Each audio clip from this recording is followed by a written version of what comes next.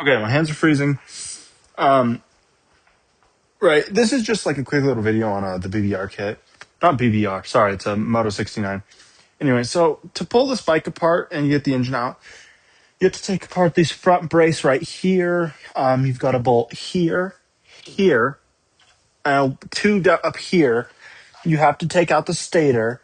Obviously, this. You have to take the clutch cable. As you can see, you have to take the clutch cable out. And then, of course, another thing you have to take out is your carburetor.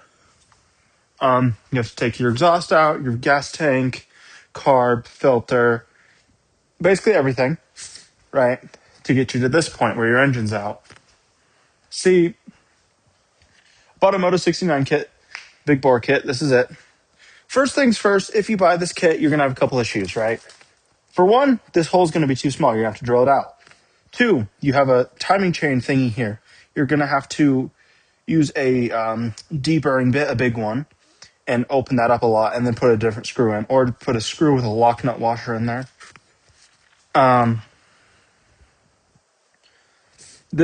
Mine came gouged, as you can see. I would say buy a new timing chain tensioner. Now, I will say this is going to have a couple weird things.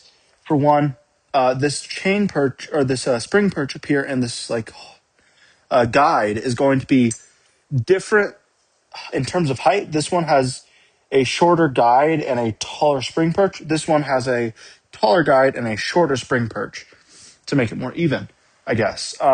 So it will sit like this, which is fine. As the reason it sits like that is because you got to put the screw in there to actually stop it from moving.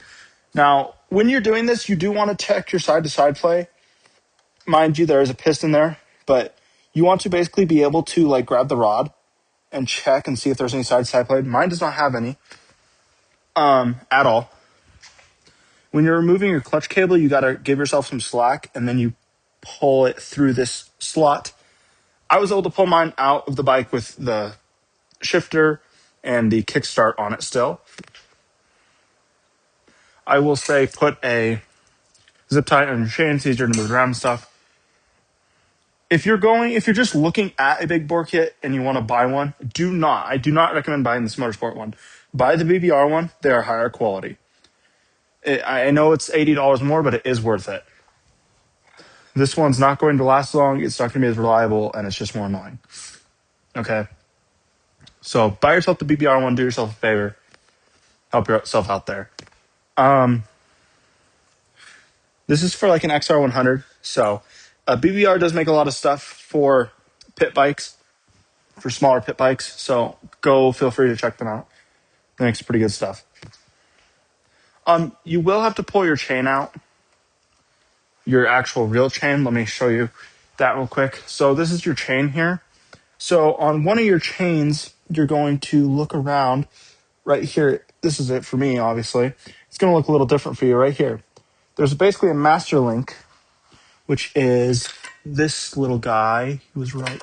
Oop, I might have lost him. Oh no, I might have lost him. Okay, that's okay.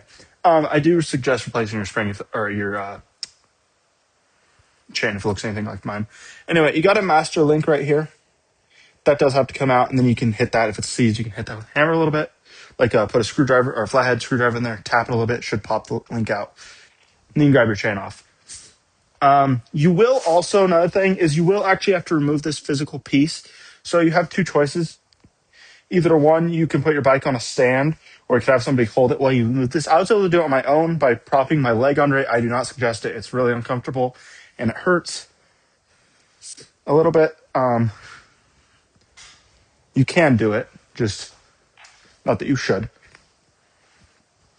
You will have to kind of pry a little bit. The bike has to be pushed down to come out. I had to fight it a little bit. I had to pull it up and push it around, but it will go downwards when it comes out. Try not to break these or whatever. These are your actual head studs. And you can go to Manual's Lib. If you look up service manual, Manual's Lib service manual for an Xr100 or whatever your bike is, that's the right thing to do.